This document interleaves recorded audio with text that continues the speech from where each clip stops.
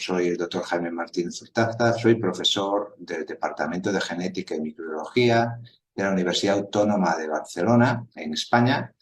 Llevo ya muchos años trabajando también en Perú y en estrecha colaboración con el Instituto Nacional de Salud y con el doctor César Cabezas, precisamente en todo lo que es el tema relacionado de las enfermedades infecciosas y el clima, ¿no? En particular, con un interés muy fuerte en cómo las condiciones climáticas y la variabilidad climática puede estar influyendo en la aparición y en la dinámica epidémica de estas enfermedades, ¿no? Estamos trabajando precisamente en este que es el tema del clima y las enfermedades infecciosas, que va a ser el tema de esta charla de hoy, ¿no? Esto es un tema alto. Les hablo de clima, quiero también mostrarles que va más allá del cambio climático, ¿no? O sea, últimamente con esta dedicación que tenemos al cambio climático, parece que todo lo que está relacionado con la variabilidad climática está asociado simplemente a la acción del hombre y cómo el hombre ha cambiado el clima en el planeta Tierra. Pero los que trabajamos en esto desde hace tiempo sabemos que la realidad es mucho más compleja, siempre es más compleja de lo que a nosotros nos parece. Y me gusta mucho este gráfico de la Organización Mundial de la Salud, donde muestra realmente la complejidad de este tema, ¿no? Lo que yo quiero llamar hoy aquí como crisis climática, ¿no? Que va mucho más allá y que incluye muchos otros factores más allá que el simple hecho del cambio climático. Y estos factores incluyen parcialmente la interacción del hombre con el medio ambiente, con el planeta. Cómo la actividad del hombre va destruyendo una buena parte del planeta para extenderse y ocupar nuevos espacios. Cómo estas nuevas interacciones con el medio ambiente está provocando también la aparición de enfermedades. Y cómo además toda la actividad humana y sobre todo la actividad industrial humana está cambiando el clima. Pues todo esto junto es lo que nos está dando esta nueva visión del clima y cómo estos factores ambientales pues, están determinando cómo poniendo forma a nuestra relación con las enfermedades, ¿no? Y esto es más o menos el tema de la charla que les voy a dar hoy, mostrando pues, varios factores en los que hemos estado trabajando y en los que estamos trabajando en estos últimos años y como como pueden entender, esta es un área altamente dinámica y en la que estamos siempre intentando adaptar a los tiempos presentes, ¿no? Y evidentemente la aparición del COVID y la epidemia y la pandemia del COVID pues ha hecho pues, que muchos de nosotros pues, nos hayan movido o hayamos expandido nuestro campo de actuación y de investigación. Todo esto surge a raíz de un fantástico artículo publicado en Lancet que se llamó La anatomía de una pandemia, a los cuales les invito a que lo lean, ¿no?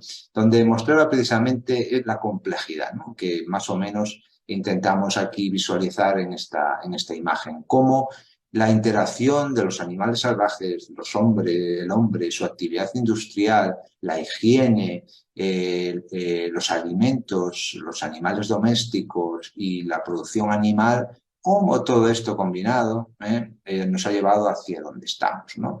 A que cada vez sea más frecuente estas dispersiones, estos saltos que llamamos entre los animales salvajes, los animales domésticos y el hombre y la aparición de nuevas enfermedades zoonóticas, ¿no?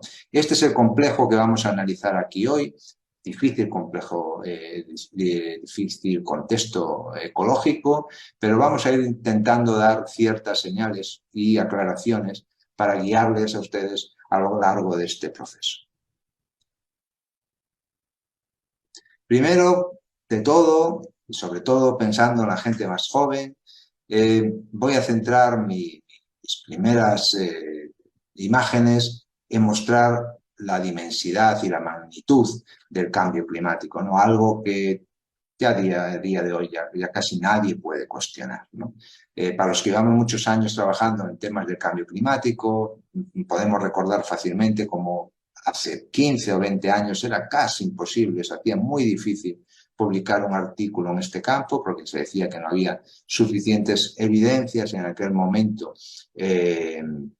que pudieran dejar claro que todo lo que estábamos viendo y aquellos cambios que estábamos viendo, bien en la presencia de determinados patógenos, organismos patógenos, en su dinámica de evolución, en la dinámica de las enfermedades, que aquello estaba relacionado con el cambio climático. Era muy difícil. Pero hoy en día, por suerte, ya esto es un hecho que se ha podido demostrar, que ya la comunidad científica ha podido mostrar a la sociedad y que hoy por hoy ya es discutido solo en ciertos, digamos, lugares y en ciertos por ciertos grupos que, bueno, no puedo considerar hoy que sean la mayor parte de la sociedad. Aquí les muestro esta imagen, por ejemplo, ¿no? Que es uno de los factores, uno de los grandes indicadores del cambio climático, que es la subida del nivel de las aguas, ¿no? del mar, ¿no? Y aquí se ve como esta ruina de un castillo en la zona de Nueva Orleans, como hoy en día, y esto no es una cuestión de una inundación, sino que es algo ya permanente, o sea, no es algo que haya llegado ahí con una inundación por lluvias fuertes, sino que esta es la situación actual de la costa. O sea, un lugar que hace no muchos años estaba en una zona seca y que hoy en día se encuentra llena de agua, ¿no? Esto es una clara imagen del cambio climático, como entre otras muchas. Y no les voy a aburrir mucho con este tema, porque ya ustedes todo lo conocen, pero mira, aquí tienen la temperatura, la anomalía de temperatura desde 1980 hasta el 2015. Y la podría poner hasta este año, aquí está hasta el 2020, podríamos poner hasta el último año, pueden encontrar ustedes fácilmente estas gráficas y pueden ver cómo cada año, desde los años 1880, que es el inicio de la era industrial, cómo esta temperatura ha ido aumentando y aumentando y aumentando de forma imparable. Y ya no solo aumentando, digamos, en las zonas de verano, pensando en el hemisferio norte en este caso, cómo ha ido aumentando progresivamente, sino que también en los inviernos.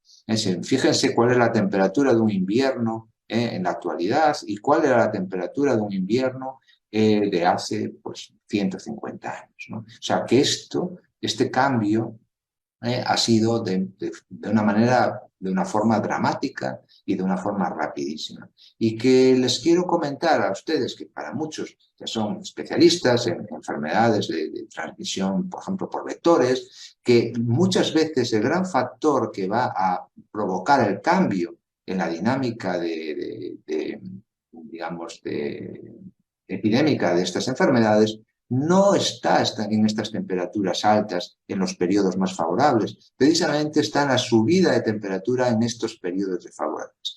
Lo que pueden ver aquí es que existe una extensión en estos periodos que llamamos que son favorables para el vector, por ejemplo, ¿no?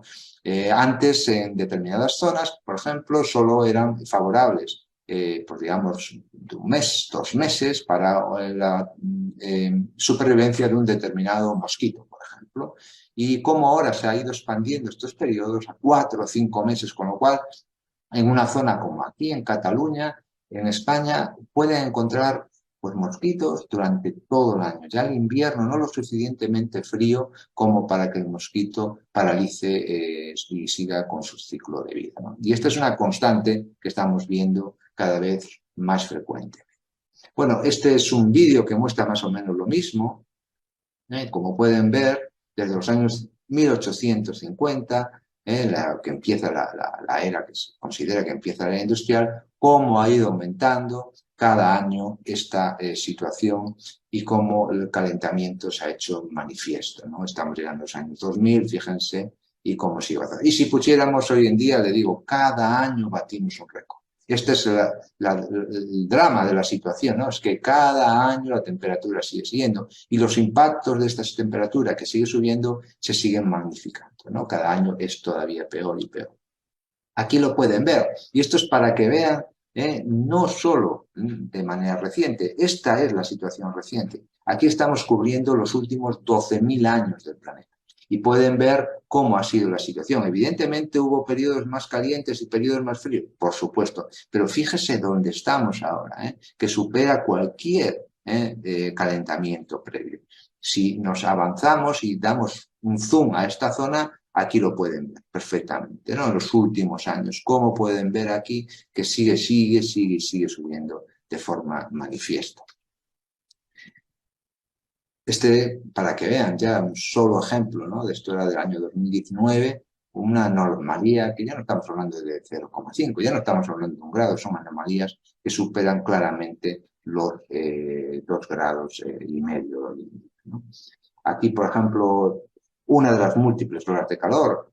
Recuerdan el año pasado aquí en Europa y en América y en China fue tremenda la situación con olas de calor en todas estas zonas, superando hasta los 50 grados en muchas zonas de aquí España. Yo el año pasado, para que se den una idea de cuál era la situación en España, empezábamos a hablar ya de que teníamos que aprender a vivir con veranos a 50 grados, ¿no? Y claro, la gran diferencia de vivir veranos de 40 a vivir veranos de 50 grados es que con 40 grados, teniendo ciertas precauciones, uno puede llevar una vida normal, pero con 50 grados ya no se puede salir a la calle, los niños ya no pueden salir a jugar, supone un cambio sustancial en nuestra vida cotidiana. Y esto ha sido muy, muy, muy importante y está siendo cada vez peor. Fíjense que los efectos del cambio climático y la subida de temperatura no es uniforme en el planeta. Y esto es muy importante, porque cuando hablamos de la subida de 1,5 grados o la subida de 2 grados, esta es la media en el planeta. Pero pueden ver aquí que el hemisferio sur no está bajo la misma presión que el hemisferio norte. El mayor calentamiento se está en el hemisferio norte y además en zonas de altas latitudes donde las diferencias de temperatura o la anomalía de temperatura puede llegar hasta los 10 o más grados. Imagínense la situación. Esto provoca deshielos y todos los cambios que a posteriori causan los movimientos de aguas dulces al mar, ¿no? Y esta es la combinación, ¿no? Este es el dramatismo de la situación, que podemos estar hablando de un aumento de temperatura, de un proceso lineal, pero cuando ya estos fenómenos a nivel planetario se desencadenan, va a ser imposible que nosotros podamos predecir la magnitud de su impacto. Aquí pueden ver, por ejemplo, otro factor, ya no temperatura, sino de lluvias torrenciales. Aquí pueden ver la distribución de lluvias torrenciales y puede ver que estos eventos de lluvias masivas en distintas partes de Europa, cómo se concentran en determinadas áreas, ¿no? Que no son aleatorios. Y esto es también otro fenómeno cada vez más frecuente. Se produce esta combinación de una ola de calor seguida de lluvias torrenciales y estas lluvias torrenciales arrasan por donde pasan, porque la tierra está seca y no es capaz de asumir, de tragar esa agua, con lo cual se generan esas lluvias torrenciales y esos efectos que ustedes conocen muy bien en Perú cada vez que llega un efecto del Niño, ¿no? Fenómeno del Niño. Esta fue una forma que se extendió de mostrar, digamos, de forma gráfica los efectos del cambio climático, ¿no? Lo que se llama el Climate Lab Book, ¿no? Lo pueden ustedes entrar en la página y pueden verlo, estos warming stripes, los pueden encontrar para la ciudad, para el país, y pueden ustedes ir viéndolo cómo cambia. Y ya ven lo mismo efecto, ¿no? Cómo es manifiesto y cómo en los últimos años esta situación va aumentando. Pero esto me quedó en un entorno científico el uso de estas figuras, pero todo empezó a cambiar cuando ya revistas como The Economist, una revista que no tiene nada que ver con la ciencia, ni con la ciencia del clima, ni con otro tipo de ciencia, empiezan a publicar esto en sus páginas exteriores, ¿no? Empiezan a adaptar este vocabulario, esta simbología que se utilizaba para el cambio climático y la pone en su portada y le da esta relevancia. Pero tengo que decirles que esto es una figura, esta portada de Economist del año 2019. O sea, que tuvimos que esperar hasta el 2019 a que las revistas económicas y las revistas de divulgación general empezaran a asumir que esto es una realidad, que esto estaba aquí y que esto estaba sucediendo. Y esto ya era muy tarde, porque ya llegábamos diciéndolo desde el año 2004, 2005, 2006, y permanentemente hemos estado repitiendo que esto se nos venía encima. Y ya cuando se ha querido actuar, pues ya el margen de maniobra fue muy, muy lento, ¿no? Entonces, uno de los factores principales de los que nos dedicamos a esto es cómo comunicamos el cambio climático. Y les digo que es un tema muy complicado. Y nuestra estrategia siempre para los que nos dedicamos a esto, les puedo decir que es hablarlo con la gente que nos conocemos, hablar con los amigos, hablar con la familia. Cada vez que vamos a un congreso, pues dejar unos minutos para hablar del tema y comunicarlo, para hacerle llegar a la gente que esto es una situación que nos afecta a todos.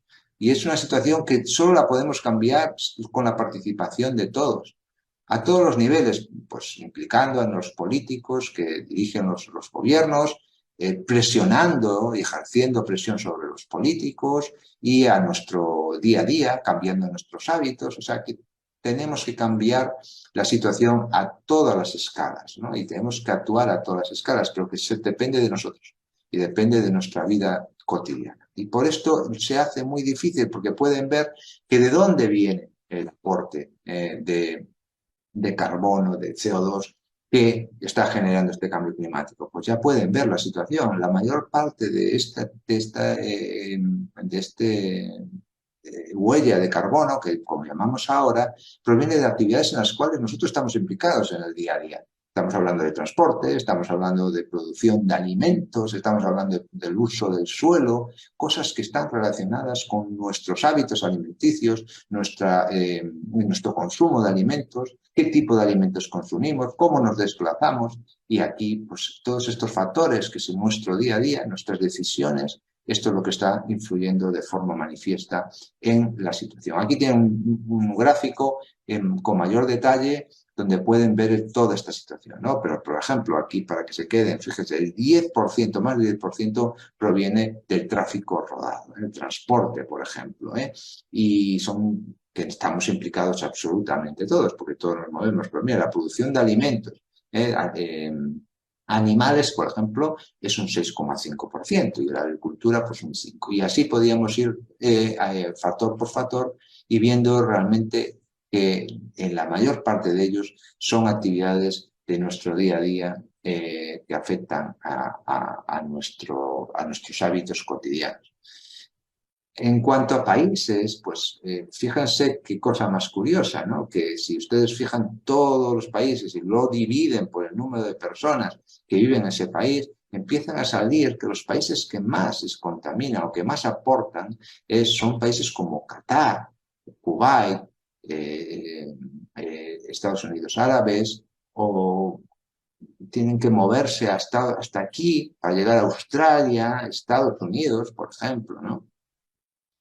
Fíjense, aquí está España, por ejemplo, en un nivel medio, y aquí se encuentra Perú, fíjense. O sea que la contribución de Perú dentro de esta escala, esto es un gráfico del 2018, es relativamente baja, ¿no? Y ahí se crea esta gran discusión que tenemos siempre cuando hablamos de cambio climático, es en los países que aportan y cuánto tiempo llevan aportando, y aquellos que están llegando al desarrollo, que empiezan a aportar ahora, y cómo hacer un poco de justicia, ¿no? De justicia social y balancear esta desigualdad, ¿no? Una situación que es siempre muy compleja, ¿no?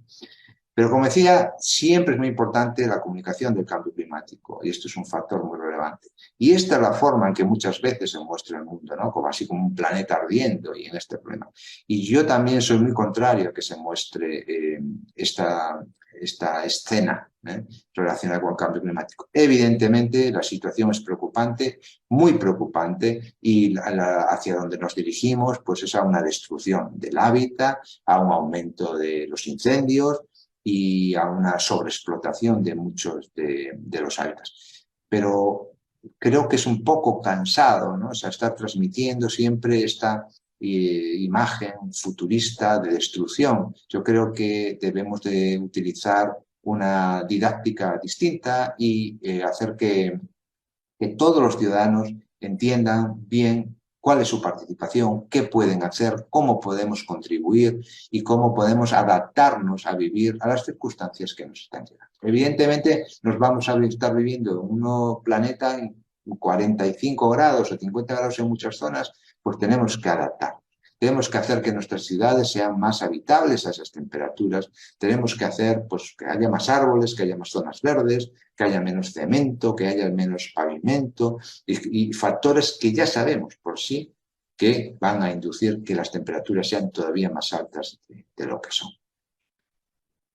Y por ejemplo, este es un típico caso, ¿no? Pongo esta portada, esto es una portada de una revista, de un periódico inglés, donde hablan del cambio climático y muestran a unos muchachos pasándoselo bien en la playa, ¿no? Pues esta es otra forma de no ayudar mucho a la concienciación sobre el cambio climático, porque todos estos factores pues, hacen bueno, pues que la gente diga, pues mira qué maravilloso es el cambio climático, vamos a ir a la playa y nos lo vamos a pasar bien más días, ¿no? O sea, que hay que manejar con mucho cuidado esta situación, ¿no?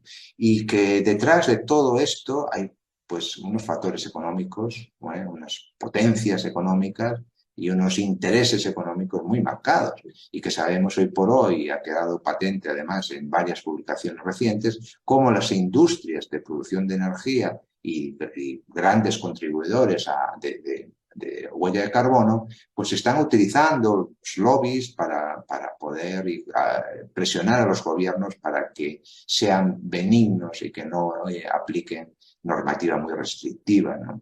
Y aquí llegamos pues a algo que ya ustedes también conocen, ¿no? Los negacionistas climáticos, ¿no? Que digamos que existen como tres tipos por categorizarlos, tres tipos de cambio de negacionistas. Los primeros que dicen que el cambio climático no existe, que lo niegan rotundamente. Estos yo creo que ya van quedando muy pocos. El segundo es que aquellos que dicen que el cambio climático existe, pero no es causado por el ser humano, sino que es una cosa natural, que pasa de forma reiterada a lo largo de la historia de la Tierra, y esto se sabe que la dimensión y la rapidez de cambio que estamos observando no puede ser explicado de otra manera que si no es por la acción del hombre. Y el tercero es que dicen que, bueno, que sí, que lo asumen, que el cambio climático existe y somos la causa, pero que no es tan malo como se dice, ¿no? Que simplemente tenemos que adaptarnos y tenemos que vivir con él y podemos seguir viviendo en las mismas situaciones porque nada va a empeorar. Bueno, también sabemos que esto no es así. Sabemos que cada año está siendo peor, que cada año el número de infecciones causadas por el cambio climático va creciendo, que el número de áreas y que el número de personas afectadas va aumentando. O sea, que esto tampoco no es así, porque se pueden cuantificar y estamos cuantificando las muertes directas causadas por el cambio climático. O sea, que no es un tema menor que podamos ignorar. Y ya finalizando esta parte del cambio climático, ¿qué pasa con el cambio climático? ¿De dónde viene? ¿Cómo se genera este problema, ¿no? Climático asociado con el aumento de CO2?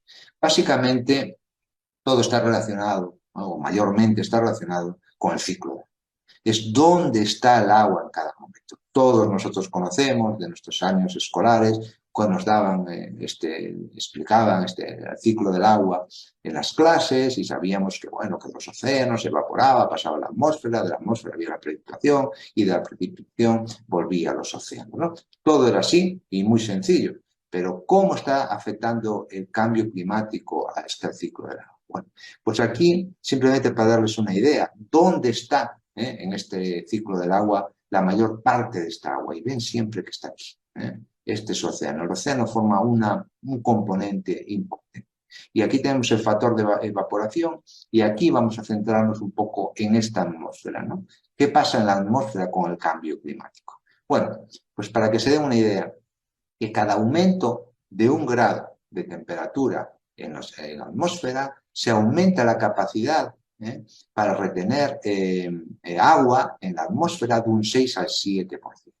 Es decir, que cada aumento de temperatura de la atmósfera tenemos un 6, un 6 o un 7% más de agua en la atmósfera. Y esa agua va a caer, va a precipitarse y va a llegar a la Tierra y va a generar estas lluvias torrenciales. O sea que vamos a pasar de periodos de sequía muy fuertes a lluvias torrenciales inmediatamente después, ¿no? Y esta combinación destructiva que muy bien conocemos, ¿no? Y que cada vez son más frecuentes. Por tanto, el cambio climático ya sabemos que tenemos una serie de efectos que son evidentes y claros que pasan de las sequías permanentes y prolongadas, los eventos de precipitación extremos, de lluvias torrenciales, las inundaciones que pueden venir después, precisamente por estas lluvias torrenciales, después de un periodo de sequía, y sobre todo, y muy bien estudiadas, las olas de calor. Las olas de calor que sabemos que causan muertes directas, sobre todo de población más vulnerable, como los niños o los adultos.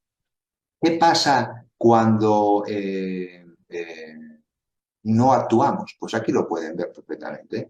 Esto era desde el momento que se estableció, conocen ustedes que cada año se produce una reunión o cada X tiempo se produce una discusión de cambio climático sobre el panel intergubernamental de cambio climático que empieza a estudiar estos casos y ya por el año 2000 aquí se estableció. Si aquí se tomaran las medidas que se recomendaban en cuanto a emisión de CO2, este era el recorrido que teníamos para llegar a la situación anterior, de los principios de 1900. Como no se hace nada, esto va aumentando y va aumentando y va aumentando, con lo cual hace que las acciones impliquen que haya que rebajar toda esta cantidad a mayores que se ha emitido. O sea, cuanto más retardamos la decisión, y esta decisión no es firme, peor se va poniendo la situación para llegar a estos niveles basales que son los que se entienden que debemos de tener para tener una vida, digamos, equilibrada. ¿Y qué pasa con estos efectos directos del cambio climático sobre las enfermedades infecciosas? Bueno, aquí rápidamente, que ustedes ya para muchos ya los conocen, aquí ven arriba los factores principales o los efectos principales o las acciones principales del cambio climático y aquí los mayores efectos de salud. Primero, pues cambios relacionados con la exposición a eventos extremos de calor, por supuesto, las muertes directas por las olas de calor, las muertes que sabemos que también directas y los problemas que existen por respirar aires de malas calidades, cada vez más frecuentes y más extendidos, y que le voy a contar sobre las enfermedades transmitidas por aguas de mala calidad, la falta de alimentos y la mayor, por supuesto, efecto sobre la distribución y la ecología de los vectores transmitidores de efectos. Y evidentemente un factor demográfico que va a ser muy importante. Pero me gusta transmitirles de nuevo esta idea de todo conectado con todo, ¿no? Que el cambio climático, la deforestación, el uso de los suelos y cómo se producen alimentos, tanto animales como vegetales, esto todo está muy unido entre sí y está causando que no solo los efectos de cambio climático están alterando las enfermedades existentes, sino que cada vez surjan nuevas enfermedades. Entonces existen, como comentaba, cuatro razones para combatir las enfermedades infecciosas y las pandemias, ¿no? Y siempre que tenemos que tener en cuenta es que estos cambios en los patrones del clima y del tiempo que van a aumentar la exposición y el número y el riesgo de enfermedades infecciosas en el mundo, ¿no? La calidad del agua, que va a ser cada vez peor y que va a ayudar a los virus respiratorios, sobre todo, ser más mortales. La descongelación del hielo, ¿no? Y del permafrost, que llamamos, que podían también producir la reaparición de enfermedades que ya estaban desaparecidas y que podían estar ahí ocultas en este hielo que se está descongelando. Y, por supuesto, el calentamiento global, ¿no? Que va a causar que los virus y las bacterias patógenas muten de forma más rápida y innoven de forma más efectiva y nuestras defensas sean más deficientes contra estas enfermedades. Y, por supuesto, nuestro estilo de vida moderno, que ya lo conocen muy bien. Viajamos mucho, nos movemos mucho, tenemos piscinas, favorecemos los viajes a sitios remotos y los contactos con animales salvajes. Toda esta forma de vida moderno va a estar afectando al patrón de emergencia de enfermedades que estamos viendo actualmente. Simplemente como un dato, o sea, el dengue en 1970 o antes de 1900 solo causaba brotes severos en 9 países. Actualmente es endémico en más de 100 países, de acuerdo a la Organización Mundial de la Salud, ¿no? Y no solo es el dengue, aquí pueden ver todo un tipo de distintas enfermedades, desde enfermedades transmitidas por garrapatas, a dengue, al virus de chikungunya, Crimea Congo, hemorrhagic fever y todos los vectores, todas las enfermedades transmitidas por vectores que se ven directamente relacionadas y pueden ver aquí perfectamente cómo en todos los casos, esta tendencia en los últimos años ha aumentado de forma manifiesta. Y saben que cada año que va pasando la situación empeora. Ya teniendo en cuenta esta categorización, ¿no? Este récord, ¿no? Que siempre pensamos que cuál es el animal que causa más muertes al hombre, y como pueden ver es el mosquito, que en el mundo no es ni las serpientes ni las arañas, no, es el mosquito, y el segundo desgraciadamente somos los humanos. El segundo factor que es muy importante aquí es las migraciones, el movimiento de personas de unas zonas a otras, causadas mayormente también por los problemas con el clima causados por el calentamiento. O sea, si una población vive en un país, en una zona determinada, una región que está padeciendo una sequía debido precisamente al cambio climático, toda esa población se moverá a una ciudad cercana, a un país cercano, donde llegarán cientos de miles de personas que se ubicarán en zonas con muy malas condiciones sanitarias, y donde empezarán a resurgir enfermedades que hasta ese momento podían estar controladas. Esta situación también hace que sea muy difícil el control y que los efectos del cambio climático sean multifactoriales y muy difíciles de establecer, ¿no? Aquí tienen una cifra, ¿no? Que es de ACNUR, que desplazados por catástrofes y por desastres, y ya los relacionados con el clima se empiezan a estimar que sean del orden de 24 millones de personas, ¿no? Y por supuesto, como ya he mencionado antes, algo muy importante, que la deforestación y la destrucción del medio ambiente está causando un aumento que se estima que llega hasta el 30% de enfermedades zoonóticas. Esta destrucción, que me gusta mucho esta imagen como muestra que esta fragmentación de los hábitats y esta mayor exposición a los animales salvajes están haciendo que la frecuencia de salto de estos, mayormente de virus y de virus RNA, sea cada vez más frecuente hacia los humanos, ¿no? Pero rápidamente, así para dar una imagen, este fue un estudio de un análisis que hizo mi compañero Jan Semensa cuando yo trabajaba en la Agencia Europea de Control de Enfermedades, en el cual, viendo la relación que existía entre las enfermedades y el cambio climático y las consecuencias, curiosamente destacaba una por encima de todas, ¿no? Que se llamaba PIB. Las enfermedades transmitidas por vivir eran con diferencia aquellas que se estaban mostrando con una mayor efecto sobre el cambio climático. Y por supuesto, Vibrio y Perú pues tienen una relación muy estrecha, y en mi vida y mi carrera pues empecé a trabajar precisamente en Vibrio en Perú. Saben que a raíz de la epidemia de Vibrio cólera en 1991 y la posterior de 1996 y 97 de Vibrio parahemolíticos, empezamos allá por el año 2000 a recuperar esta información, ¿no? Y que nos sirvió para entender cuál es la relación de Vibrio con el clima desde esa fecha, ¿no?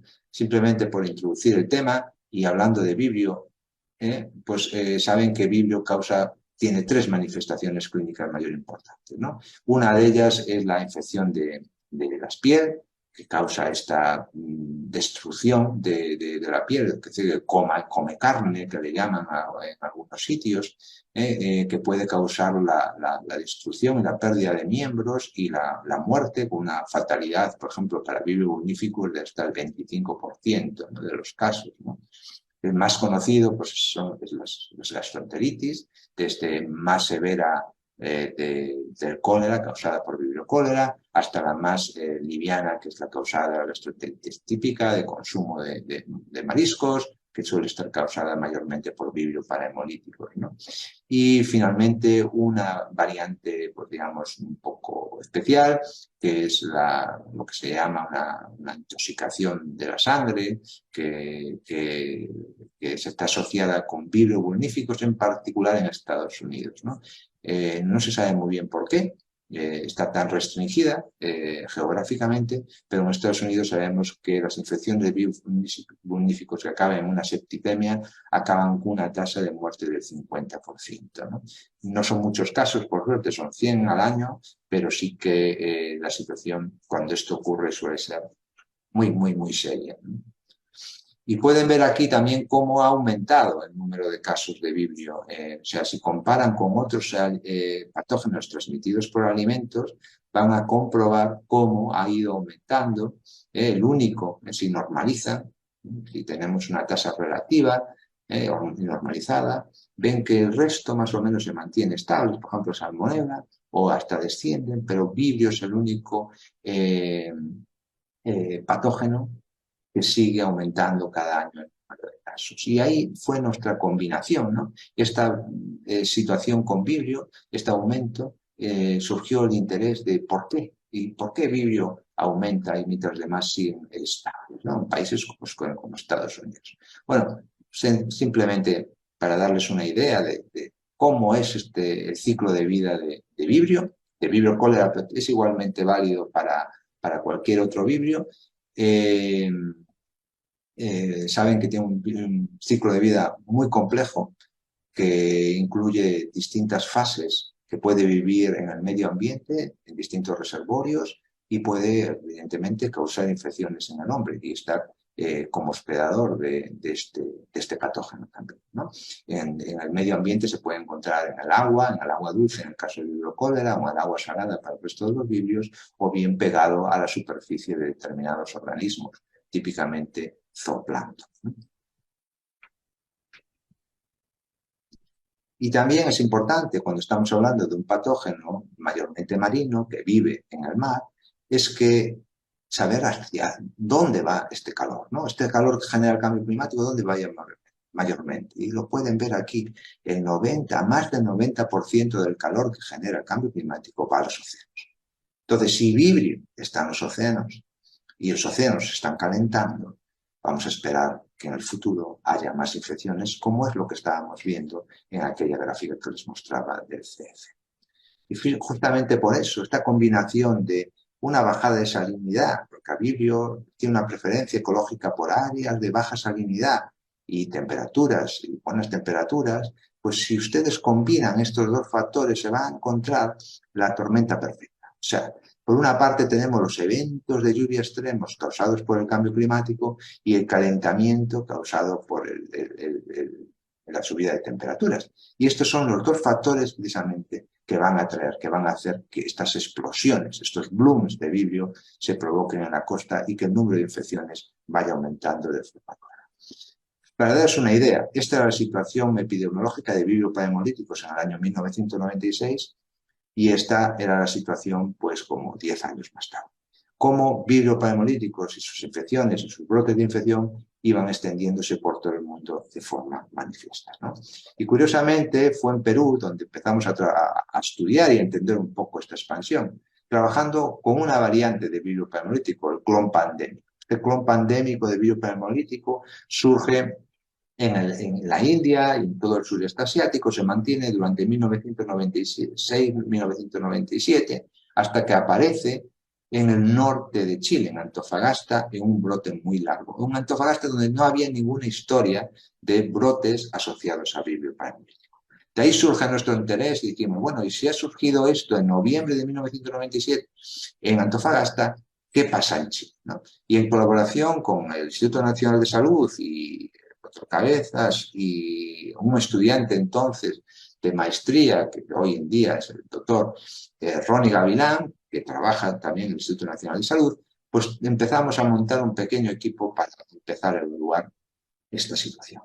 ¿A qué conclusión llegamos cuando estudiamos la situación en Perú? Vimos que el número de infecciones en Perú de vibrio pneumolítico en 1997 surgían en el norte del país, en Chiclayo, e iban bajando paulatinamente en Cajamarca, en Trujillo, a lo largo del año. Desde julio, octubre, llegaba a Lima y después alcanzaba Moquegua por noviembre, justo antes de que fuera detectado precisamente días antes en Antofagasta. O sea que había una progresión norte-sur de forma gradual y clara, ¿no?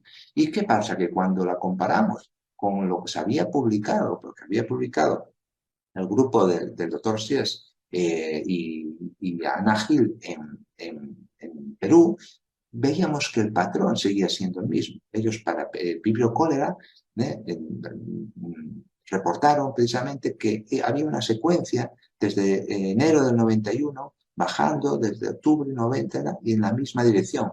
Y cuando comparamos la velocidad de transmisión o de expansión, justamente observábamos que era la misma para vibrio pneumolíticos y para vibrio cólera en las dos epidemias. Esto nos llevó a suponer de que había una causa similar que pudiera establecer esta dinámica de dispersión, ¿no? Y cuando analizamos los datos vimos que justamente esta causa y lo único que tenía en Perú eran dos eventos del niño. O sea que la aparición de casos en vibrio pneumolítico en Perú surge con la llegada de las aguas del Niño y su movimiento hacia el sur, hasta llegar precisamente a la zona de Antofagasta. Y esta era la dinámica, la llegada, la detección de los primeros casos en cada una de las localidades coincidía con la llegada de las aguas del Niño con un retraso de 2 semanas, que era lo esperable precisamente por la contaminación o la llegada de los vibrios a los moluscos, el consumo y el desarrollo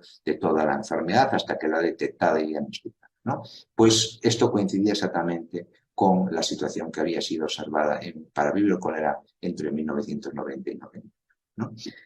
Cuando analizamos esto ya hasta recientemente, hemos observado que cada entrada fuerte del Niño, que pueden ver aquí, está la zona de Indonesia, está la zona de Sudamérica, cada entrada fuerte de aguas del Niño ha causado precisamente la llegada de un nuevo clon. En 1991, el vibrio cólera de la séptima pandemia, el clon STI 189 en 1995, el STI 3 en 1997 y así sucesivamente. O sea que parece que existe una conexión directa entre ambos lados del Pacífico que está asociado de alguna forma con la aparición de y que, bueno, ustedes ya saben, no necesitamos explicarle que lo que hace el Niño precisamente es volver al Perú un país tropical. O sea, es así sencillo, ¿no? por resumirlo, ¿no? Es decir, que cuando llegan las aguas del Niño empieza a llover y empieza a surgir una nueva situación en Perú que normalmente y desgraciadamente se genera pues esta situación que ustedes conocen muy bien y que causa la destrucción de todas las instalaciones y sanitarias y que permite que haya una transmisión de enfermedades transmitidas por agua de una manera abrupta y explosiva, ¿no? Y que además esta situación causa al mismo tiempo la bajada de salinidad en las zonas costeras que con la combinación de las aguas calientes genera que aumente las poblaciones de vibrio en las aguas costeras y aumente el número de infecciones. Aquí lo que les estoy mostrando es la situación a nivel global. Cuando nosotros aplicamos este modelo nuestro que hemos desarrollado con salinidad y temperatura para que vean ustedes lo que conocemos como áreas calientes, hot spots de enfermedad. Y ven precisamente que las zonas más preocupantes hoy en día vuelven ser el hemisferio norte, también algunas zonas cercanas de Argentina y de Chile. Muy poco efecto se ve del cambio climático que puede tener para hacer las zonas favorables para vibrio en las costas de Perú, pero que estas zonas de aquí del norte, estas zonas del Pacífico Noroeste, del Pacífico Noroeste de Estados Unidos y Canadá, Alaska, son zonas en donde hoy esta zona de China, del sureste, también son zonas donde se están generando muchísimas enfermedades de virus. Y ya simplemente para un ejemplo, ¿no?, de hasta dónde está llegando la situación, pues quédense con esta zona, 60 kilómetros al sur del círculo ártico, 60 kilómetros al sur, donde se produce un calentamiento de esta magnitud, con aguas que superaban los 20 grados durante más de un mes en el 2014.